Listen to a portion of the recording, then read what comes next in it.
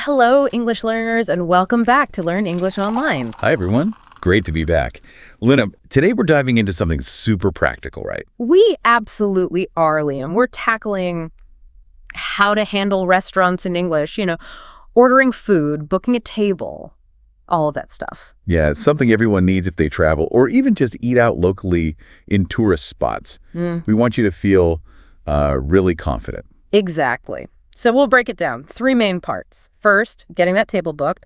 Second, actually ordering the food you want. And third, figuring out how to pay the bill at the end without any awkwardness. Sounds like a plan. It's all about having those key phrases ready, isn't it? So you can just relax and enjoy the food. That's the goal, making sure you feel comfortable, confident, ready for anything an English-speaking restaurant throws at you. Let's get started. Let's do it. Okay, so booking a table, making a reservation. Why is this so important, Luna? Well, Liam, imagine turning up on a Friday night to a really popular restaurant without booking. You might not get in. True. Or face a really long wait. So making that call or booking online beforehand saves a lot of hassle. Definitely. So what are the essential phrases you need? Let's say you're calling them up. Okay, simple starters. You could just ask, do you have any tables available for tonight?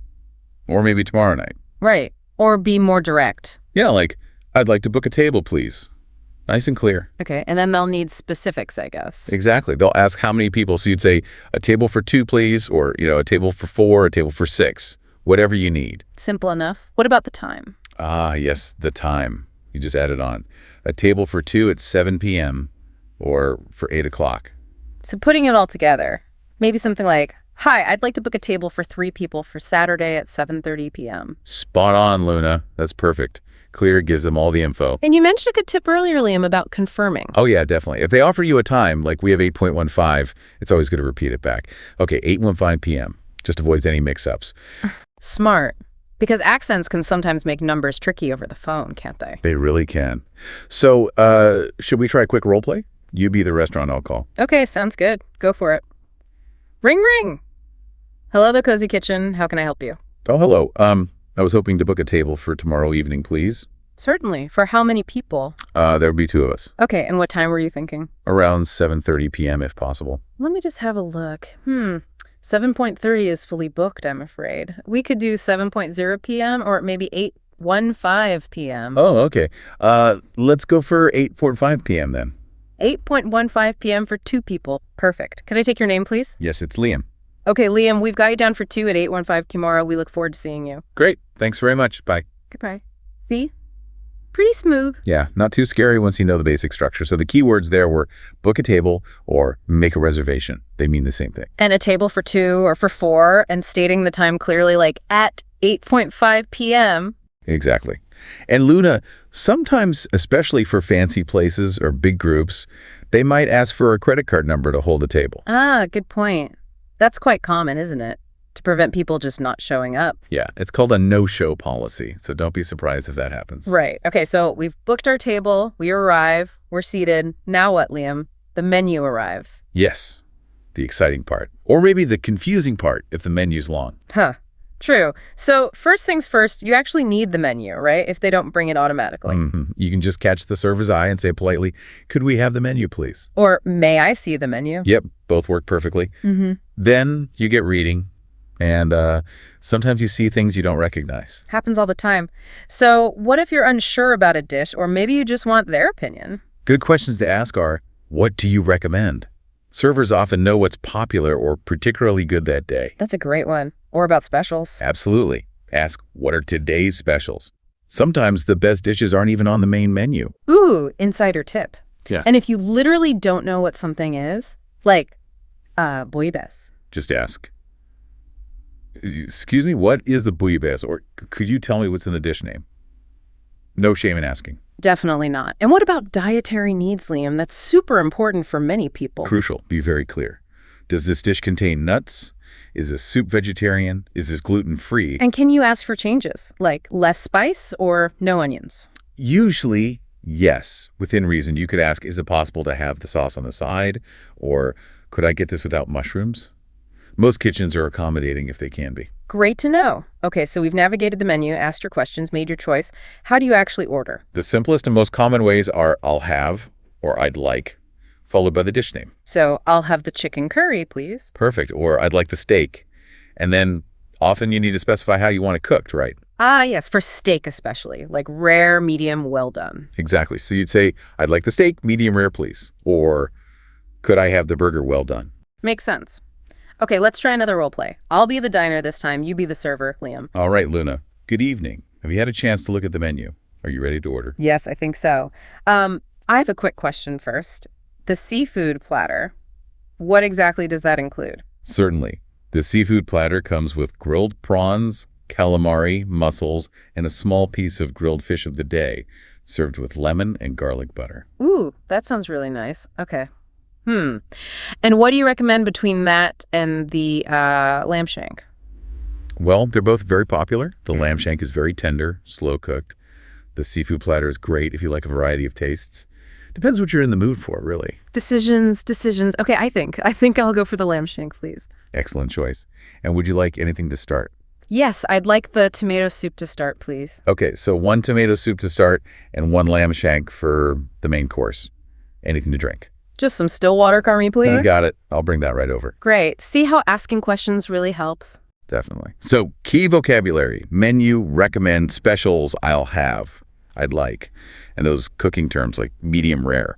And asking what is or does it contain, super useful. Oh, and what if something goes wrong, Luna? Like the food isn't what you ordered, or maybe it's cold. Ah, yes, that can happen. The key is to be polite but clear. Catch the server's attention calmly. Right. Not angry. No, definitely not. You could say, "Excuse me, I'm sorry, but I ordered the chicken and I think this might be the fish." So excuse me, the soup is a little cold. Could it be heated up? Exactly. Most places want you to be happy and will fix the mistake quickly. Just communicate clearly. Good advice. Okay, so fast forward. Meal was delicious. Hopefully. You could even say to the server, "Please pass my compliments to the chef." Nice touch. But now it's time to pay. The final step. How do we ask for the bill, Luna? You just need to get your server's attention again. A little wave or eye contact, and then "Could we have the bill, please?" Simple. Or can I get the bill? Yep.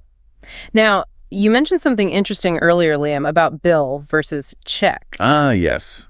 It's a regional thing, mostly.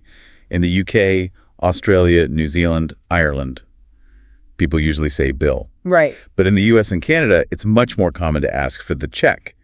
Could we get the check, please?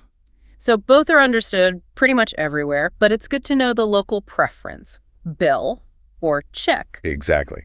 So the server brings it over. Then what? They might ask how you want to pay, or you might need to tell them. What are the main ways? Usually by card, which means credit card or debit card, or with cash. So you'd say, "We'll pay by card, please." Or just card, please. Or cash. And what if you're with friends and you don't want to pay for everything yourself? Ah, splitting the bill. Very common. You can ask, "Could we split the bill?"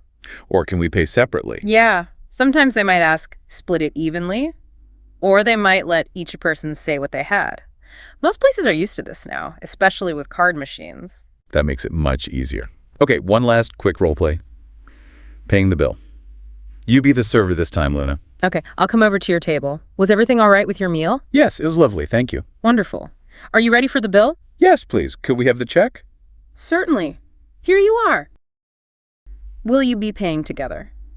Actually, could we split it? Just half and half? Absolutely no problem at all. Will that be cash or card? We'll both pay by card. Okay, I can bring the machine over. Just let me know when you're ready. Great, thanks. And there you go. Done. Perfect. So, key things there. Bill or check, pay by card, pay with cash, and split the bill or pay separately. And you mentioned service charges or gratuity earlier, Liam. Quickly remind us about that. Right. Check the bill carefully. Sometimes, especially in the UK, for larger groups, a service charge, maybe 10-15%, is already included. So you don't need to tip extra on top of that unless the service was amazing. Exactly. But in the US, for example, tipping, often called gratuity, is usually expected, around 15-20%, and it's often not included automatically on the bill. You add it yourself. Very important difference to be aware of. Always good to check that final bill.